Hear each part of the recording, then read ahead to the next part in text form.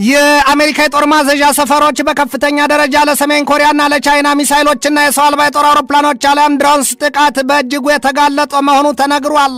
ደቡብ ኮሪያና አሜሪካ በበኩላቸው የጋራ የጦር ልምምድ አውጀዋል። ኡልቺ ያሉትን በጋራ መጠሪያው ሰሜን ኮሪያ ከ50 ሺህ በላይ ወታደሮቿን ለሩሲያ ለመስጠት መዘጋጀቷም ተሰምቷል። ከሰሜን ኮሪያ የወታደርና የጦር መሳሪያ በገፍ የሚቀርብላትና ከኢራን የጦር መሳሪያ ድጋፍ የምታገኘው ሩሲያ በበኩሏ ከዩክሬን እጅ ከባድና አስከፊ የተባለ ጥቃት እንደተሰነዘረባት ተሰምቷል። ይህንኑ ርዕሰ ጉዳይ ለዓለም አቀፉ ትንታኔ ዘገባችን መርጠን አሰናድተነዋል። ከትንታኔ ዘገባው ጋር ትዕግስቱ ቀለነኝ ካፍ ወጣ አፋፊሏል። የአሜሪካ ከፍተኛው የጸጥታ ባለሟል ይህንን ሲሉ አስጠንቅቀዋል። አሜሪካ በደቡብ ኮሪያን በጃፓንና በመላው የኢንዶ ፓሲፊክ ቀጠና ያሏት የጦር ማዘዣ ሰፈሮቿ በሙሉ ለቻይናና ለሰሜን ኮሪያ የሚሳይልና የሰው አልባ የጦር አውሮፕላን አሊያም የድሮን ጥቃት በእጅጉ የተቃረቡና የተጋለጡ ናቸውና አሜሪካ የጸጥታ ኃይሏን ማጠናከርና ክፍተቷን ማየት ይበጃታል ነው ያሉት። በኢራን በገባችበት ግዙፍ ጦርነት የጦር መሳሪያዎቿ መመናመናቸው የሚነገርላት አሜሪካ ዛሬ ደግሞ የዚህ መሰል ስጋት ሲነገርባት ጉዳዩ የጨነቀው እርጉዝ ያገባል የባሰበት ደግሞ እመጫት ይሉትን ያደርጋታል የሚል ስላቅና ትችት ወርዶባታል። አሜሪካ ሁለቱ የእስያ አህጉር የኒውክሌር ታጣቂና ወዳጅ አጋር አባር ሀገራት ከተጠናከረ ወዳጅነታቸው አንጻር ለአሜሪካ ተኝተውላት አያድሩም ነው የሚባለው። ቻይናና ሰሜን ኮሪያ በአሜሪካ የመከላከያና የጸጥታ ክፍል የዓለም አቀፍ ጥናት ኃላፊው ሴት ጆንስ ይላሉ አሜሪካ ወደደችም ጠላችም የሚሳይል መከላከያዎቿንና ቁልፍ የጦር መሳሪያዎቿን በኢራን ጦርነት ጨርሳለች። ብዙ ተመናምኖባታል። አሁን ታዲያ ከቻይናና ከሰሜን ኮሪያ ጥቃት ቢሰነዘርባት ከማትወጣው አዘቅት መግባቷን ተወቀውን ሲሉ ነው የገለጡት። ሰውየው እኛ ከፍተኛው የጦር ባለሟል ሴት ጆንስ አሜሪካን ሲገልጧትም በጣም ተዘናግታለች ነው ያሏት። አሜሪካ ቀድሞ ካደረገቻቸው ጦርነቶች መማር አልቻለችም፣ የጦር ማዘዣ ሰፈሮቿንም መከላከል አልሆነላትም ምን ያሉት። አሜሪካ በመካከለኛው ምስራቅ ቀጠና በገባችበት ጦርነት የድሮን አሊያም የሰው አልባ የጦር አውሮፕላን ቢሉ የሚሳይል መከላከያዎቿ ገመና ተገልጦ ታይቶባታል ምን ያሉት። አንድም አሜሪካ ከሩሲያና ከዩክሬን የድሮንስ አሊያም የሰው አልባ የጦር አውሮፕላንና የሚሳይል መከላከያ ጥበብም የጦርነት ሂደትም የቀመረችው አንዳች ግንዛቤ የለም ሲሉ አሜሪካን ወርፈዋታል።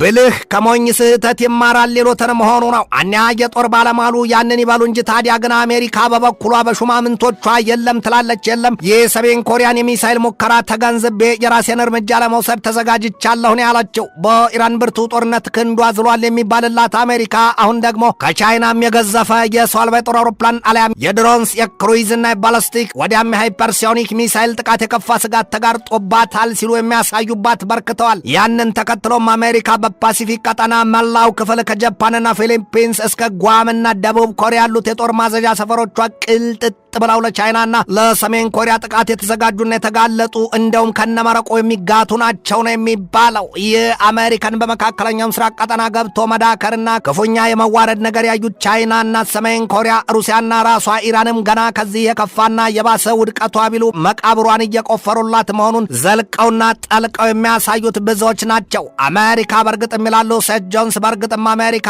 በመካከለኛው ምስራቅ ቀጠና ዋጋ ከፍላለች ይሏታል። ወዲህም አሜሪካ ከሩሲያና ዩክሬን ጦርነት ጋር ተያይዞ ታደርገው ቸግሯታል።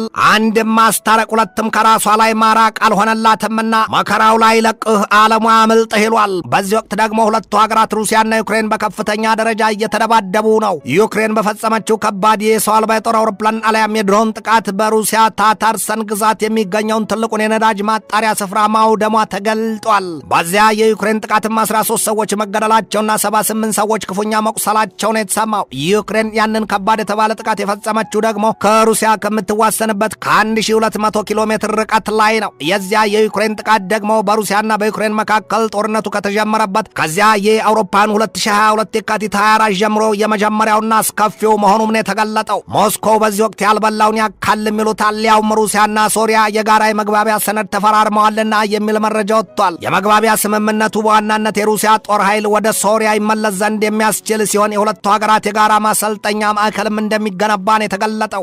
ሩሲያ ምንም ቢባል ምንም ግን የፕሬዚደንቷ ቭላዲሚር ቭላዲሚሮቪች ፑቲን መጨረሻ ቀርቧል የሚል መረጃ ሞጥቷል። ከቻይና ከሰሜን ኮሪያና ከኢራን ጋር ብርቱ አጋር አባርነትም ወዳጅነትም እንዳላቸው የሚነገርላቸው የሩሲያው ፕሬዚደንት ቭላዲሚር ፑቲን ንጉሥ በሰራዊቱ ብዛት አይድን የሚሉትን ሆነዋል የሚሏቸዋል። በዩክሬን በገቡበት ጦርነት የሀገራቸውን የምጣኔ ሀብት ክፉኛ እንዲላሽቅ አድርገዋል ነው የሚባለው። ፑቲን ከሰሜን ኮሪያው መሪ ኪም ጆንግ ኡን ጋር ካላቸው የቅርብ ወዳጅነት ጋር በተያያዘም ከሰሜን ኮሪያ ቀድሞ ከ10 ሺህ በላይ ወታደሮችና በብዙ ሚሊዮን የሚቆጠር ጥይትና የሚሳይል ላውንቸሮች እንዲሁም ሰሞኑን በወጣ መረጃም ሰሜን ኮሪያ ከ30 ሺህ በላይ ወታደሮችን ለሩሲያ ለመስጠት የመዘጋጀቷና ትናንት ደግሞ 50 ሺህ ወታደሮቿን ለሩሲያ ለመላክ መሰናዳቷን የተገለጠው። ያንን ምስጢር ደርሼበታለሁ የምትለው ሳውል በበኩሏ በዚያ የሰሜን ኮሪያና የሩሲያ የወታደራዊ ውል ክፉኛ መብሸቋን የተሰማው።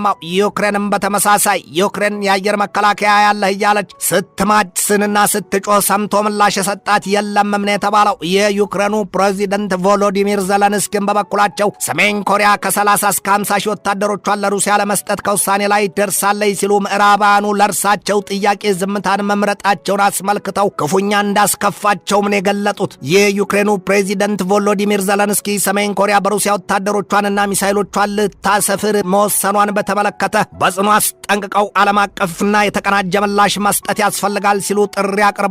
ባለፈው ነሐሴ 5 2026 ሰሜን ኮሪያ ሚሳይሎቿን በሩሲያ ምዕራባዊ ክፍል ማስፈር መጀመሯ ይታወቃል። እንደ ዩክሬን የደህንነት ተቋማት ሩሲያ ከሰሜን ኮሪያ ላይ በአይነታቸው አዲስ የተባሉ 120 ሚሳይሎችን መቀበሏም ነው የተገለጠው። ከዚያም ውጭ ሩሲያ ከሰሜን ኮሪያ ላይ 6 ላውንቸሮችን አግኝታለች ነው የተባለው። የዩክሬኑ ተለዋጭ የውጭ ጉዳይ ሚኒስትር አንድሬይ ሲቢሃ በሰጡት ማብራሪያ ሰሜን ኮሪያ ለሩሲያ ሚሳይሎችና ላውንቸሮቿን መስጠቷ ከተረጋገጠ የቮሮኔዝ ግዛቷ የቀጥታ ኢላማችን ይሆናል ሲሉ አስጠንቅቀዋል። ፒዮንግያንግ ለሩሲያ ከላከቻቸው ሚሳይሎች 40ዎቹ የኬኤን 23 እና ኬኤን 24 አይነቶቹ መሆናቸውን የተገለጠው። ሩሲያ በቀጣይ ጊዜ በህንድ ውቅያኖስ የባቡር ሐዲድ ለመዘርጋት ምኞት እንዳላትም የተገለጠው።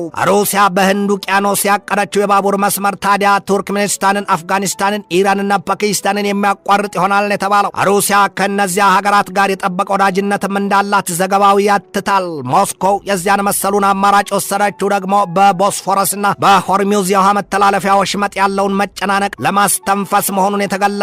መግለጫውን የሰጡት ደግሞ የሩሲያው ምክትል ጠቅላይ ሚኒስትር ማራት ኩስኒሊን ናቸው።